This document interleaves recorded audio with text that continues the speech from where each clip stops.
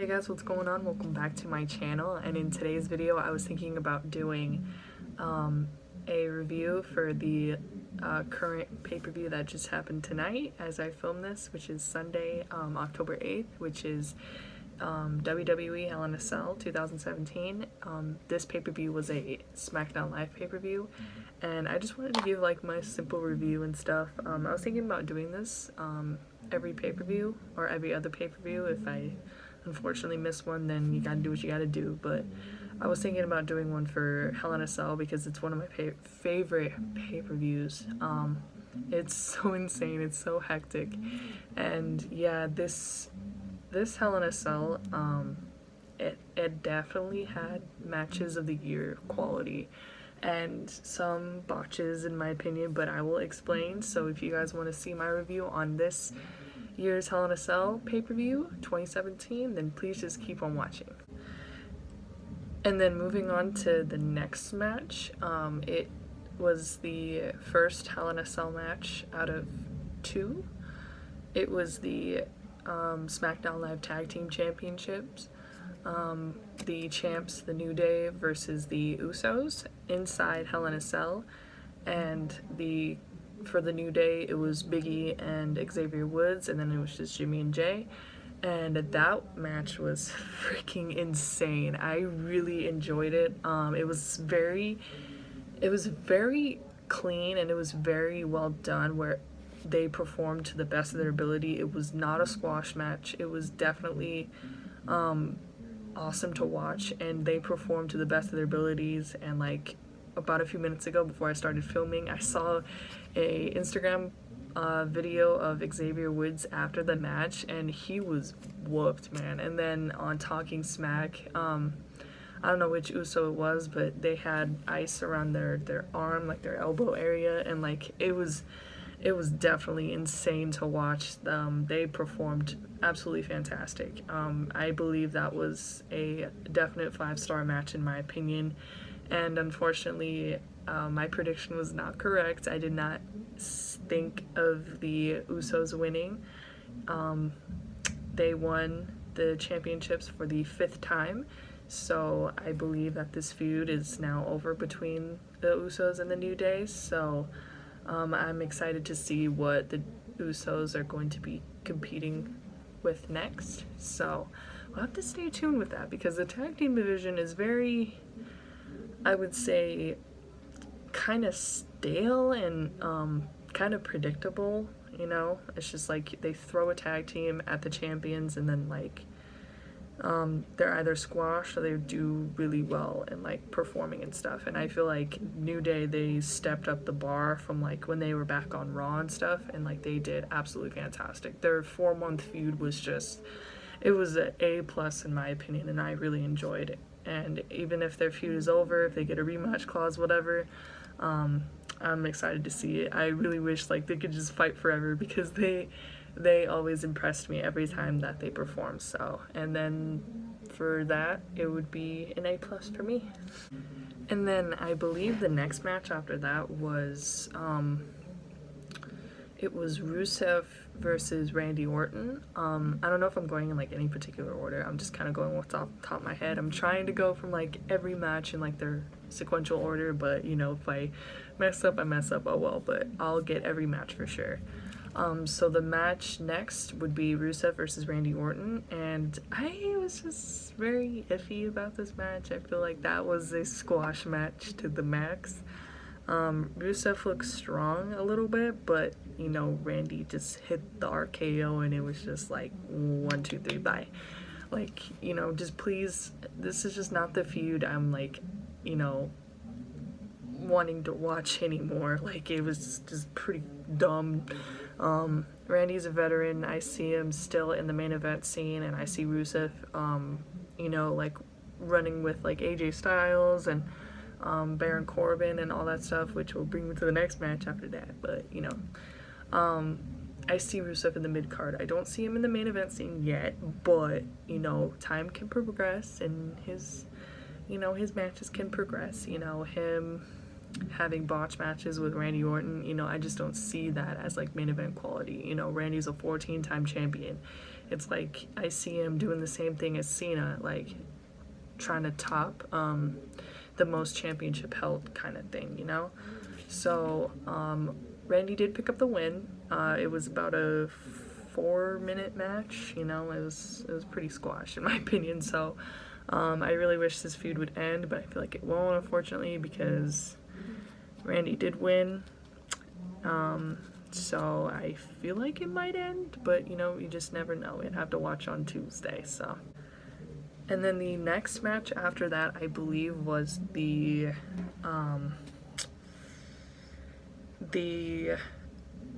Smackdown Women's Championship, which was Natalya, the champ, versus Charlotte Flair. I absolutely was disappointed in this match. I was so pissed. I was like, come on. Like, Charlotte and Sasha Banks last year, they botched it, kinda, but, you know, just the fact that they had the nuts to, you know, to step inside Hell in a Cell and, you know, just performed either way, like, it was a pretty decent match. Like, this year, like, really downgraded, like, the whole,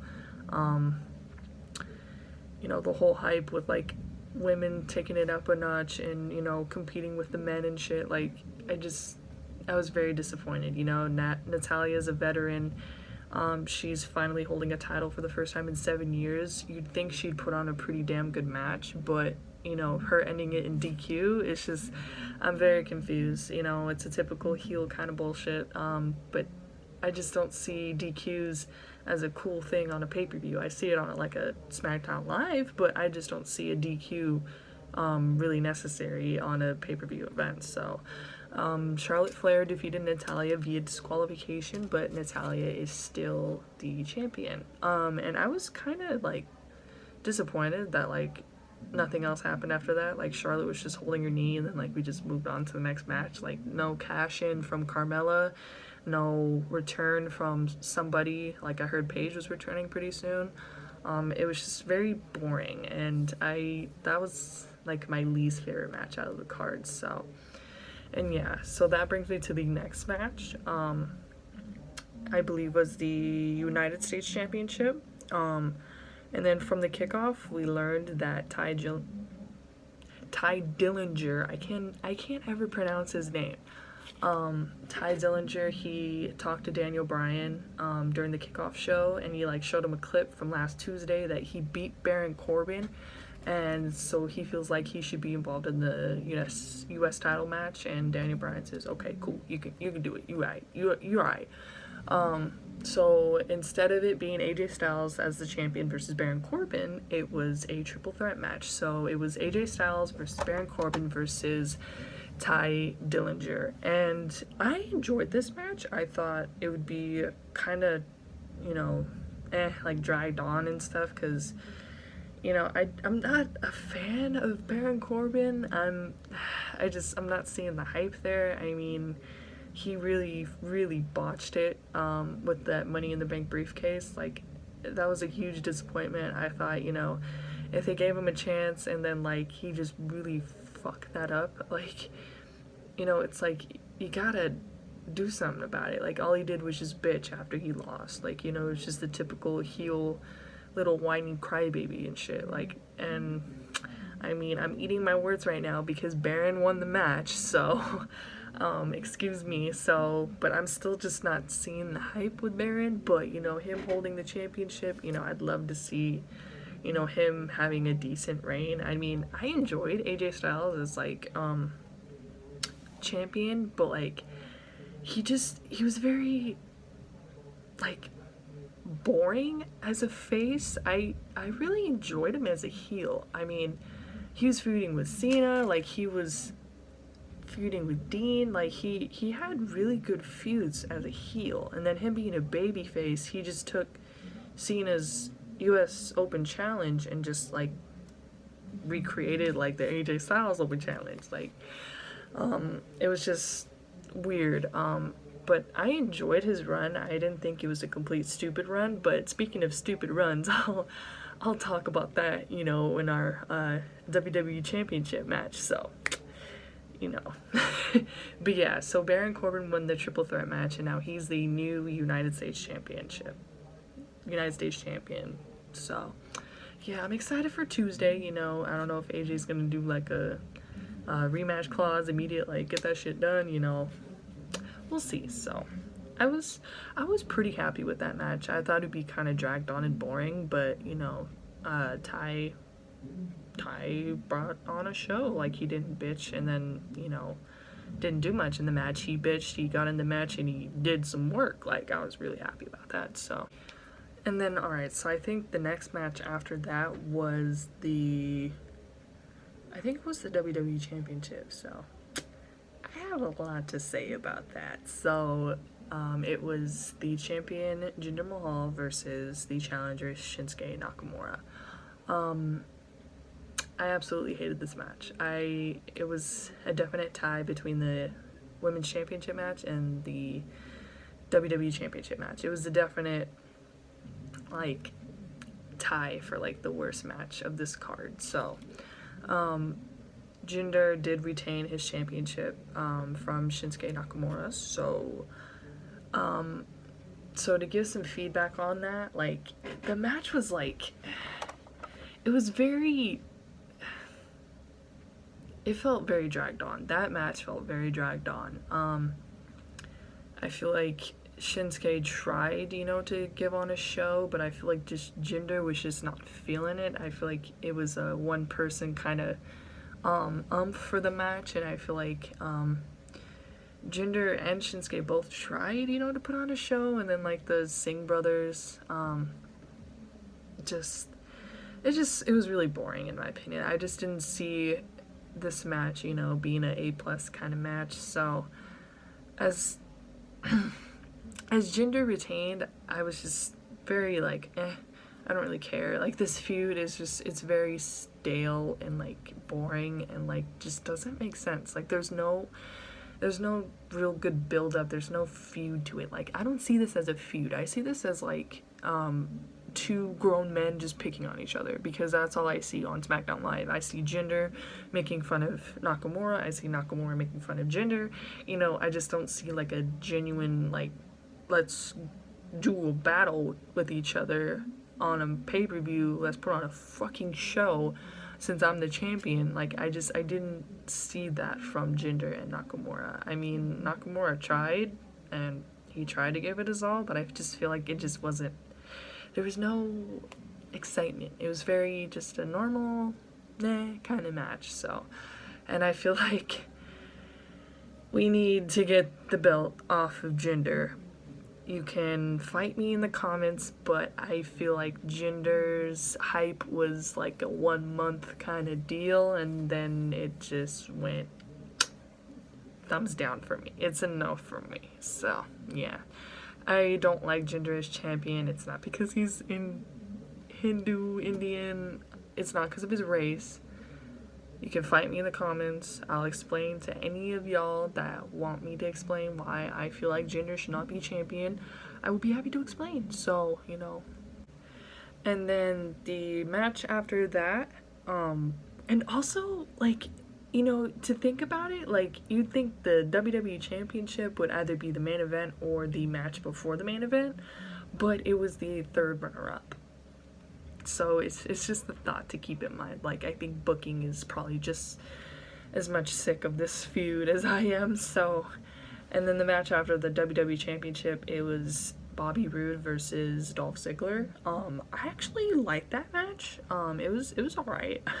The finish is kind of funny. If you guys watched it, you probably know what I'm talking about. The spin up roll up kind of bullshit. It was cool. I mean, like, Ziggler, he did really good being that, like, you know, stingy kind of, you know, don't fuck with me kind of heel. He's been that kind of heel since, like, 2008. Like, you know, I wasn't very dissatisfied with Ziggler's performance. Bobby Roode, he put on a pretty good show. I think Bobby Roode, I see him probably jumping up to mid-card pretty soon. I see him probably feuding with Ziggler just a little bit more, and then I think Ziggler's actually leaving. Like, I think his contract's expiring soon, so I don't know about that. But yeah, I was really kind of impressed with the pay-per-view debut of Bobby Roode and Ziggler's performance in the match. Even though Bobby Roode did pick up the victory, Ziggler did do good, so props to both of them. And I'm excited to see the hype for Bobby Roode. I mean, glorious, man. Like, I get so hyped when I hear his theme song. I'm in for it, man. I'm digging it. I'm really, really digging Bobby Roode. So yeah, Bobby Roode picked up the victory. And then the main event, man, the main event. Oh, man. Shane McMahon versus Kevin Owens. Falls count anywhere inside Hell in a Cell. Wow. I still have goosebumps, and I'm still having anxiety from what the fuck I just saw. It was so good. I thought it was gonna be like similar to the Shane versus Undertaker match back at WrestleMania 32 or 31, 32. I can't remember which one it was, so bear with me. Leave me in the comments below, like, correct me if I'm wrong. I thought it was gonna be very similar to that, like, you know, a clean finish, but the fact that Sami Zayn got involved, I was like, holy shit, that was so unpredictable. Typically, what I was very confused about the last few months with WWE is that their predictions are so predictable, and this pay-per-view completely got me off guard. I was like, y'all got me fucked up, you got me shook. And yeah, Sami Zayn did help Kevin Owens, saved him from being demolished by Shane, and when Shane jumped off, Sami Zayn pulled Kevin Owens off the table, and Shane absolutely got demolished, and I think he probably broke his arm or like hurt his shoulder really bad, because he went like that, and I don't know, but the thing is like, it was insane. Like, heel turn Sami. I am in for that. I am very hyped to see what they'll do with this storyline now that Sami Zayn's involved, because Kevin Owens and Sami Zayn go back to just NXT and their rivalry and just their friendship overall. It's personal and business, so I'm always in for that kind of storyline, you know, the friends, you know, being enemies, and then they split up, and then they come back, and then it's a never-ending cycle, but if you do it right, it's very enjoyable to watch, and I feel like this will be very enjoyable to watch. And then I see KO and Sami Zayn being a tag team again. I see it. I mean, I know I'm probably just getting my hopes up, and I feel like Sami Zayn's just doing it to, you know, piss Shane McMahon off for not listening to him, and I feel like it might be a Sami Zayn Shane McMahon feud. I don't know. See, like I said, it was very unpredictable, and that's what I absolutely enjoyed about that, and I feel like every Shane McMahon match I watch, I was always enjoyed. Like, I enjoyed it, absolutely. Like, I was so satisfied with that, and yeah, props to Kevin Owens. He put on one hell of a show as a heel. Like, absolutely impressed, because I've never seen Kevin Owens inside Hell in a Cell from my memory. I think he has been inside once, but it was just, like, dumb, and I hated it, and, like, I just forgot about it probably. But yeah, him actually giving the effort and, like, putting on a show and absolutely beating the shit out of Shane McMahon and vice versa.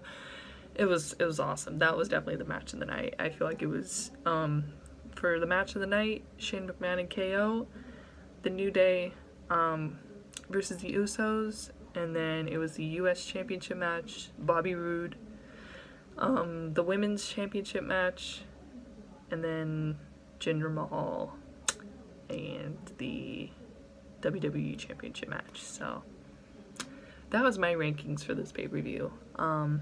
I absolutely hated the WWE Championship match.